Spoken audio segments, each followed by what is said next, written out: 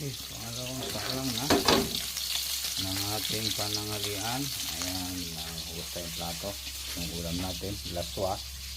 Tapos prito. Ayan. May kanin tayo dyan. Kakain tayo ng tanghalian. Ganito pong buhay ni probinsyano. Pag yung asawa nasa trabaho na, tayo na iiwan sa farm. Pag wala tayong trabaho sa ating pinapasukan, dito tambay tayo sa farm, trabaho, gawa ng pangsariling kabuhayan, additional income to.